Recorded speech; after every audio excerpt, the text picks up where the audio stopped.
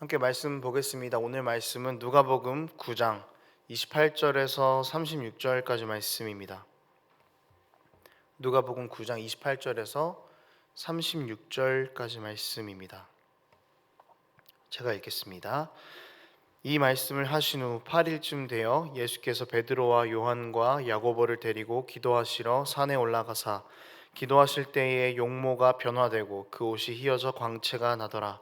문득 두 사람이 예수와 함께 말하니 이는 모세와 엘리야라. 영광 중에 나타나서 장차 예수께서 예루살렘에서 별세하실 것을 말할세. 베드로와 및 함께 있는 자들이 깊이 졸다가 온전히 깨어나 예수의 영광과 및 함께 선 두 사람을 보더니 두 사람이 떠날 때에 베드로가 예수께 여짜오되 주여, 우리가 여기 있는 것이 좋사오니 우리가 초막 셋을 짓되 하나는 주를 위하여, 하나는 모세를 위하여, 하나는 엘리야를 위하여 하사이다 하되 자기가 하는 말을 자기도 알지 못하더라. 이 말할 즈음에 구름이 와서 그들을 덮는지라.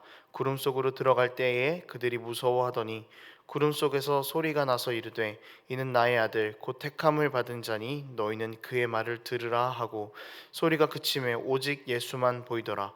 제자들이 잠잠하여 그 본 것을 무엇이든지 그때는 아무에게도 이르지 아니하니라. 아멘. 부모님들이 자녀와 많이 하는 약속 중에 하나는 이번 시험을 잘 보면 뭘 해줄게, 무엇을 사줄게 라는 약속입니다. 조금 더 정확하게 말하면은 자녀가 부모에게 먼저 협상을 시작하죠. 이거를 잘 보면은 내가 원하는 거를 사달라. 그래서 부모님께서는 마지못해 들어주시는 그런 형식이기도 합니다. 부모님께서 이제 어쨌든 약속이 이루어지면은 이번 성적이 오르면은 네가 원하는 선물을 사줄게라고 그렇게 약속을 하십니다. 자녀의 입장에서는 이 약속이 성사가 되면은 매우 설렙니다. 그런데 문제가 하나가 있습니다. 성적이 오르면이라는 전제보다 태블릿 PC를 받는다라는 그 선물을 받는다라는 결과에 더 많은 관심이 생긴다라는 것입니다. 그래서 시험을 보고 나서 자기의 시험 성적이 얼마나 올랐든지 얼마나 내려왔든지에 상관없이 부모님이 나한테 선물을 사주기로 했었다는 약속만 기억하고 엄마 선물은요, 아빠 선물은요 라고 이렇게 이야기하는 경우들이 있습니다. 제가 그랬습니다. 점점 전제는 없고 결과만 남게 되는 것이죠. 오늘 본문은 예수님의 사역의 어떤 결과의 상징성을 보여주는 그런 본문입니다. 영광스러운 모습으로 변화되신 예수님의 모습이 나오는데요. 이렇게 영광스럽게 변화되신 예수님의 모습을 보면서 우리가 생각해야 할 것은 무엇인지, 또 이 영광스러운 모습이라는 그 결과들을 우리가 어떻게 받아들여야 할지를 함께 나눴으면 좋겠습니다. 예수님께서 베드로와 요한과 야고보를 데리고 기도하러 산에 올라가셨습니다. 그리고 기도하실 때에 예수님의 모습에서 광채가 나시면서 영광스러운 모습으로 변화가 되셨습니다. 예수님께서 기도하실 이때에 제자들은 졸고 있었습니다. 그리고 일어나서 변화되신 예수님을 보았고 모세, 엘리야와 함께 이야기를 나누고 계시는 예수님을 보았습니다. 이제 이 모습을 본 베드로는 이렇게 이야기합니다. 주님, 우리가 여기서 초막을 3개를 짓겠습니다. 우리는 떠나지 않고 여기에 머물겠습니다 라고 그렇게 이야기를 합니다.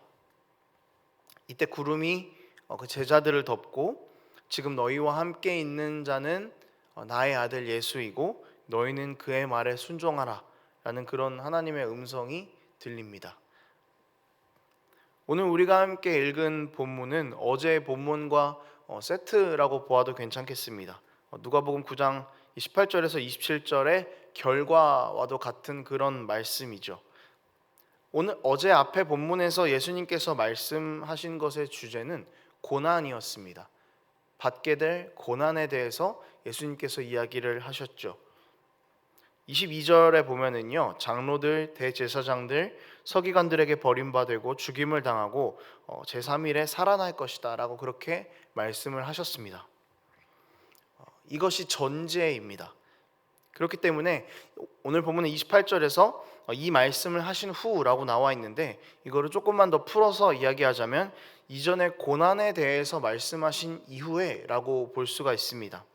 즉 오늘 예수님께서 영광스러운 모습으로 변화되신 것이 결과라면은 앞에 본문에서 말씀하신 고난이 전제라는 것이죠.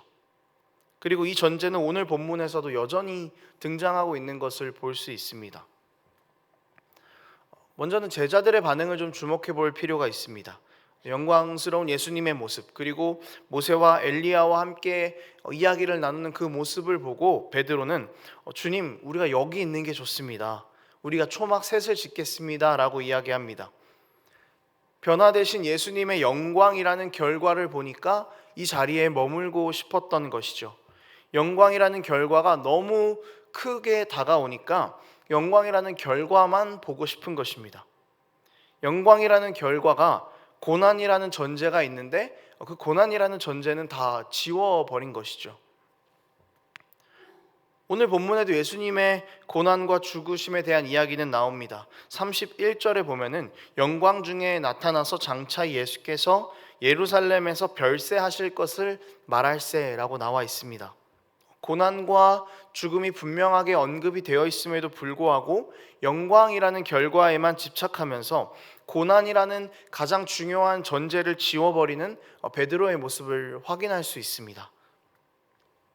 초막을 짓겠다고 예수님의 영광이라는 결과에만 머물겠다고 하는 베드로의 생각에 하나님의 음성은 어떻게 말하고 있습니까? 35절에서 이렇게 이야기합니다.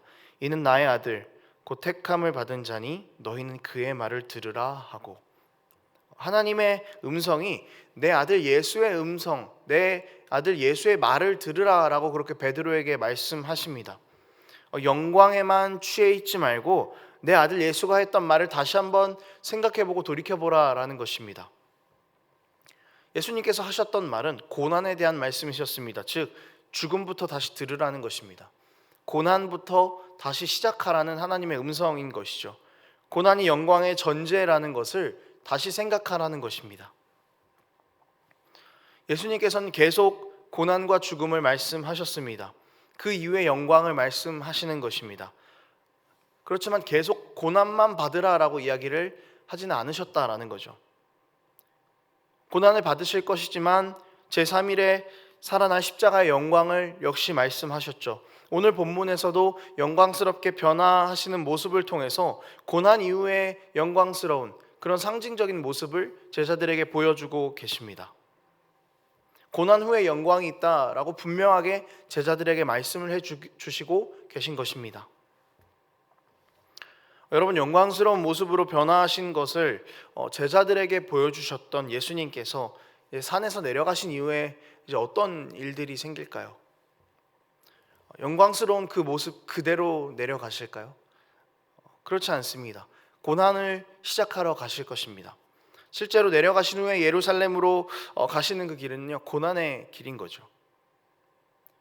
그렇지만 고난에서 끝이 나는 것이 아니라 영광이 허락된다라는 것을 우리는 알고 있습니다. 예수님께서 영광을 향해 가는 결과에는 반드시 고난이라는 전제가 따랐습니다. 그리고 이것을 가지고 우리에게 말씀하시는 것입니다. 각자 십자가를 지고 나를 따르라고. 십자가의 고난 뒤에 영광이 있다라고 그렇게 우리를 부르고 계신 것입니다.